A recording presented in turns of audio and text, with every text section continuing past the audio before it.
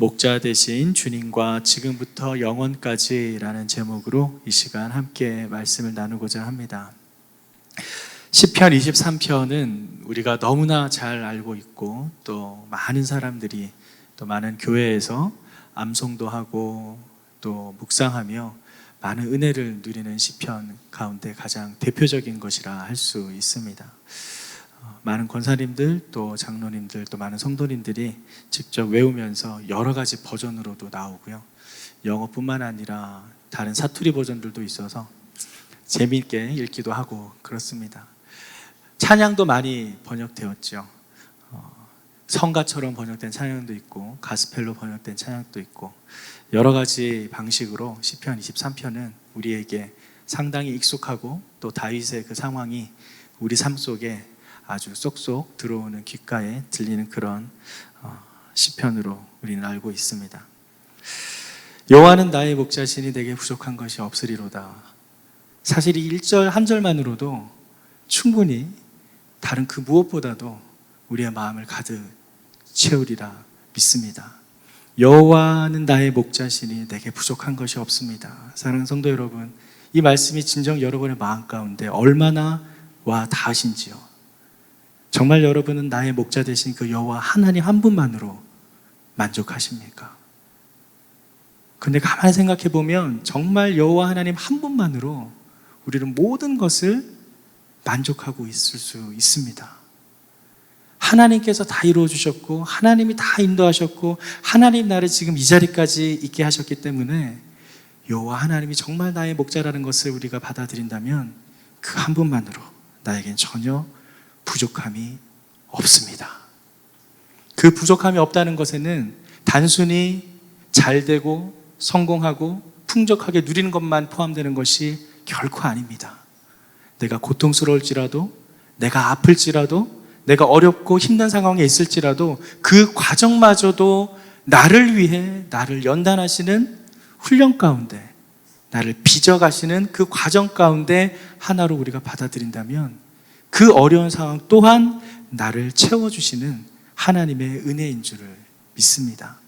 바로 1절에서 시편 기자 다윗은 여호와는 나의 목자시니 라는 고백을 통해 자신의 신앙을 고백하고 있는데요, 한 절 한 절 함께 살펴보도록 하겠습니다. 이 시편은 여호와를 목자로 다윗 자신을 양으로 전제를 해서 하나님에 대한 절대 의존과 절대 신뢰를 고백하고 있는 시입니다. 이 여호와라는 이 명칭, 이 이름 자체에는 언약의 의미를 담고 있습니다. 그래서 우리가 하나님이라는 이름을 부를 때 여호와라는 단어가 떠오르게 되면 이것은 하나님께서 당신의 백성들과 약속하셨다, 약속을 이루신다라는 그 언약의 하나님을 떠올리시면 됩니다. 그 언약을 신실하게 지키시는 그 면을 강조하며 나타낼 때 주로 사용되는 단어가 바로 여호와입니다. 즉 여호와란 이름은 본시의 저자인 다윗이나 또 이스라엘 백성들이 언약에 근거한 하나님의 그 구원 역사에 관련해서 자신의 신앙을 고백적으로 고백할 때 나타내는 단어입니다. 이 나의 목자의 그 원어적 의미는 먹이다, 돌보다, 양육하다, 다스리다, 관계를 맺다라는 뜻인데요, 이 부족함이 없다라는 단어와 다시 맞물려가지고 그렇게 나를 돌보시고 양육하시고 다스리시는 분이 나를 결핍함에서, 부족함에서, 모자람에서 채워준다라는 의미를 가지고 있습니다. 그런데 여기서 부족한 것이 없다라고 할 때는 간신히 근근히 내가 꼭 필요한 그 마지노선을 채워서 어쩔 수 없이 근근히 살아간다는 의미가 아닙니다. 채워 넘치게 부어주신다라는 의미를 가지고 있습니다. 부족함이 없다, 이것은 내가 정말 살아가야 할 최소한만을 채워주시는 것이 아니라 내 잔이 넘치나이다라는 고백처럼 부어 넘치게 나의 삶을 채워주신다라는 의미를 지니고 있죠. 2절 말씀을 함께 읽겠습니다. 2절 말씀 시작. 그분이 나를 푸른 목장에 눕히시고 잔잔한 물가로 인도하십니다. 푸른 목장, 푸른 초장으로도 번역되었죠. 푸른 목장은 단순히 양이 먹을 수 있는 풀이 많이 나는 그런 녹색지대만 의미하는 게 아니고요, 거주할 수 있는 곳, 특별히 그 팔레스타인 지방에서는 광야와 사막이 많은 그 지역에서 뜨거운 햇빛을 피할 수 있는 그늘막이 있고 정말 쉴 수 있는 그런 곳을 의미합니다. 아주 이상적인 목초지를 나타낼 때 쓰는 표현이죠. 이를 통해서 하나님으로부터 오는 안식이 우리의 삶 가운데 얼마나 완전한 것이고 또 가장 지극한 평안을 누릴 수 있다는 것을 선명하게 보여주고 있습니다. 이 푸른 목장, 푸른 초장, 그 의미가 생각하는 그 이미지만 떠올려도 정말 그곳에 평안이 쉴 수 있겠구나라는 그런 이미지가 나타난다는 것이죠. 후반부에 있는 잔잔한 물가로 인도하십니다. 이 잔잔한 물가, 개역 개정 번역에서는 쉴만한 물가로 번역되어 있죠. 이 잔잔한 물가의 원어적 의미는 안전하게 쉴 수 있는 곳을 의미합니다. 아까 우리가 푸른 목장은 그늘도 피하고 또 먹을 수 있는 풀이 있는 그런 곳만 의미하는 것 이상의 의미가 있다 그랬었는데, 이 잔잔한 물가가 바로 그런 의미가 있습니다. 팔레스타인 지역에서는 물이 아주 귀했습니다. 그래서 양들이 먹을 수 있는 물을 찾는 게 가장 최우선적으로 목자들이 해야 할 바였습니다. 물가로 인도한다라는 것은 그만큼 가장 중요한 생명수를 양에게 줄 수 있는 곳을 안내한다는 것인데, 그 잔잔한 물가로 인도한다라는 의미를 통해서 목자가 양에게 줘야 할 가장 중요한 생명수를 인도한다라는 의미를 가지고 있습니다. 또 더 나아가서 이 잔잔한 물가에서 쉴만한 물가, 먹을 수 있는 물만 있는 게 아니라 거기서 쉴만하고 잔잔함이 있다는 것은 다른 외부의 공격으로부터 보호를 받는다라는 의미도 포함을 합니다. 당시 그 광야 지역에는 사나운 이리떼라든지 늑대라든지 무서운 맹수들이 있었습니다. 양을 잡아먹는 맹수들이죠. 그래서 그러한 맹수들의 공격으로부터 이 양들을 지켜 보호한다라는 의미도 지니고 있습니다. 잘 아시는 것처럼 다윗은 양을 치면서 사자도 잡았다라는 이야기를 우리는 알고 있습니다. 막대기 하나로 잡았죠. 그런 것처럼 잔잔한 물가에서 우리를 인도하신다라는 것은 그렇게 우리에게 생명의 근원이신 그런 생명을 이어가게 할 수 있는 물을 먹을 수 있을 뿐만 아니라 외부의 공격으로부터 우리를 안전하게 지켜 보호한다라는 의미도 갖고 있습니다. 그런데 이 외부에서 공격을 지키려면 어떻게 해야 될까요? 계속 양들을 바라보고 있어야 됩니다. 언제 어떻게 덮칠지 모르기 때문에 24시간 경계를 늦춰서는 안 되죠. 이러한 모습은 마치 하나님이 우리를 지켜 보호하고 계시는 모습과 동일한데요. 그 모습이 시편 121편 4절 말씀에 나와 있는데 제가 읽어드리겠습니다. 이스라엘을 지키시는 이는 졸지도 아니하시고 주무시지도 아니하시리로다. 우리를 지키시는 분은 졸지도 않고 주무시지도 않는다 합니다. 제가 네팔 아웃리치를 갔을 때 그 지역 사람들이 하는 독특한 풍습이 하나 있습니다. 아시는 것처럼 네팔에는 수많은 우상들이 있습니다. 그 지역 자체가 티베트나 그 네팔, 파키스탄 거기가 아주 많은 신들이 있어요. 다신이에요. 그런데 그 신전에 들어갈 때마다 그 사람들이 의례적으로 하는 행동이 있습니다. 뭐냐면 종을 쳐요. 딸랑딸랑 종을 치면서 들어가요. 들어간 사람마다 다 종을 쳐요. 왜 종을 치는가 물어보니까 내가 들어갔다는 거를 신에게 알린다는 거예요. 혹시나 저 신이 졸고 있을까봐, 잠자고 있을까봐 내가 온 것을 알리기 위해서 종을 쳐서 깨운다는 거예요. 그런 식으로 그들은 그런 졸고 있는 우상을 섬기는 정말 안타까운 모습들을 보고 왔습니다. 하지만 우리 하나님은 어떠신 분인가? 아까 우리가 읽은 것처럼 졸지도 않으시고 주무시지도 않으시고 우리를 24시간 불꽃 같은 눈동자로 독수리 날개 덮듯이 우리를 지켜 보호하신다라는 사실입니다. 사랑하는 성도 여러분, 이것을 믿으십니까? 우리가 하나님께 보호받고 있다는 것을 믿으십니까? 이것이 우리에게 환난이 없다라는 것을 의미하지 않습니다. 고통이 없다라는 것을 의미하지 않습니다. 그럼에도 불구하고 하나님은 우리를 지켜 보호하신다라는 사실입니다. 3절 말씀을 함께 읽겠습니다. 시작. 내 영혼을 회복시키시고 당신의 이름을 위해 의로운 길로 인도하십니다. 내 영혼을 회복시킨다. 여기서 영혼이라고 번역된 히브리 원어는 네페시인데요. 이 네페시는 창세기에 나오는 하나님께서 사람의 코에 생기를 넣으시며 사람이 생령이 된지라 할 때 그 생령과 동일한 단어입니다. 네페시. 이 네페시는 생령은 이제 네페시 하임이고요. 생기가 이제 네페시인데 이 네페시 하임은 그 네페시를 담는 집을 뜻합니다. 즉 하나님의 생명의 숨, 생명의 호흡.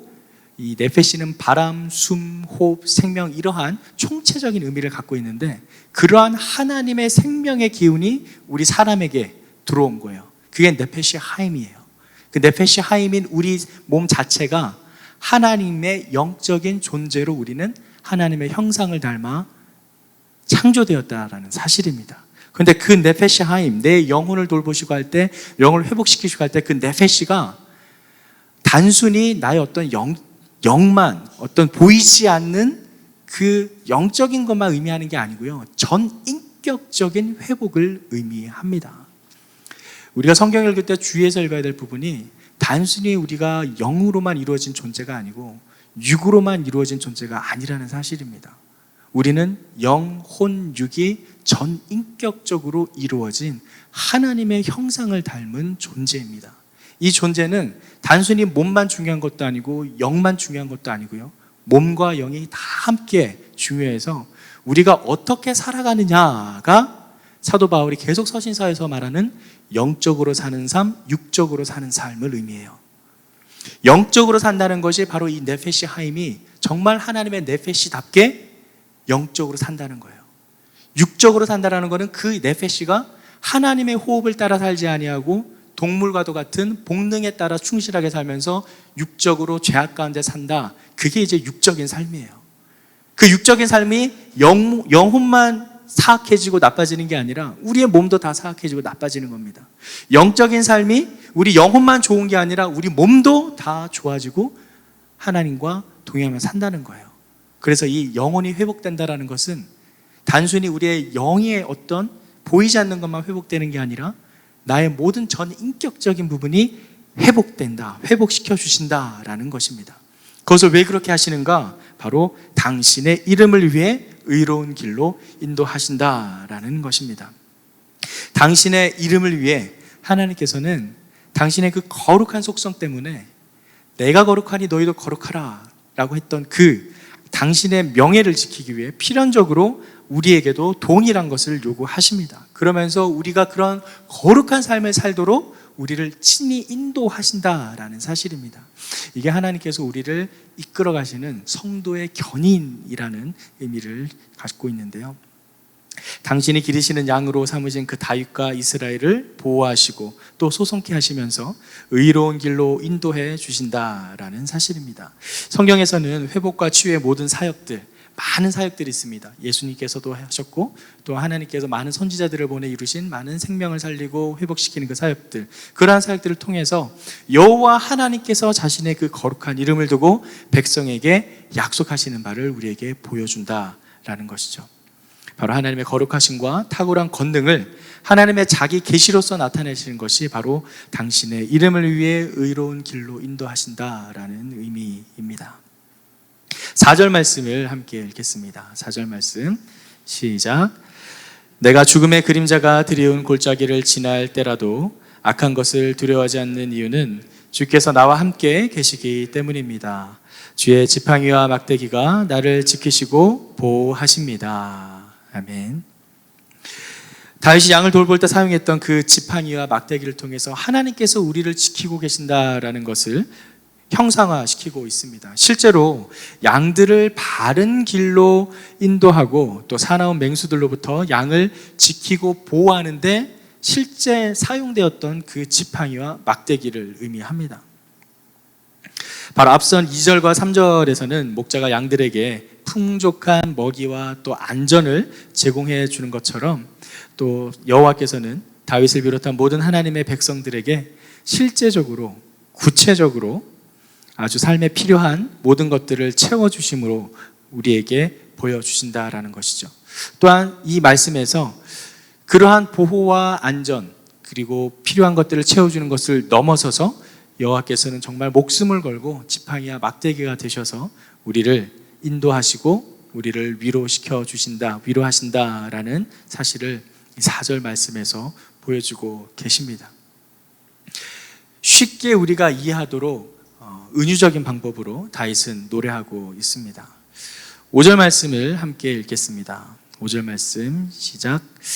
주께서 내 적들 앞에서 내게 상을 베푸시고 내 머리에 기름을 부으셨으니 내 잔이 넘치나이다. 내 잔이 넘치나이다.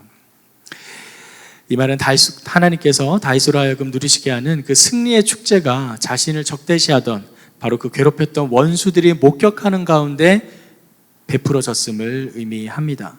다윗이 의롭다는 것을 그 원수들 앞에서 보여주는 것이죠.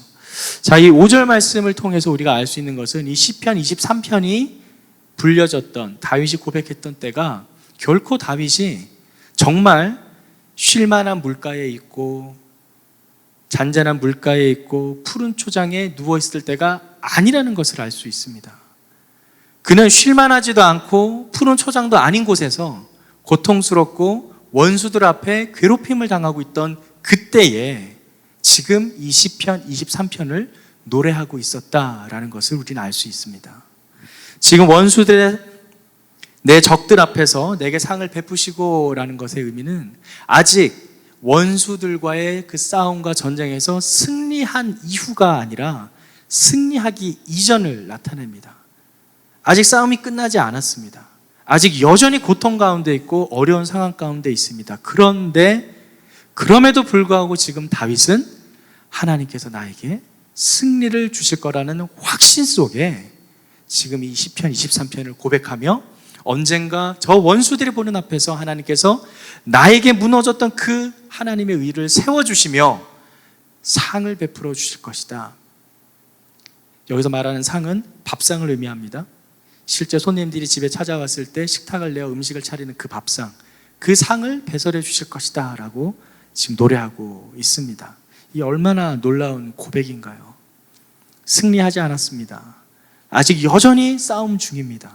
어쩌면 이 싸움이 언제 끝날지 모르는 상황일 수도 있습니다. 그럼에도 불구하고 다윗은 여호와 하나님의 보호하심과 인도하심을 굳게 믿으며 더욱 간절히 하나님 앞에 여호와는 나의 목자시니 내가 부족한 것이 없습니다 라고 고백하고 있다라는 사실입니다.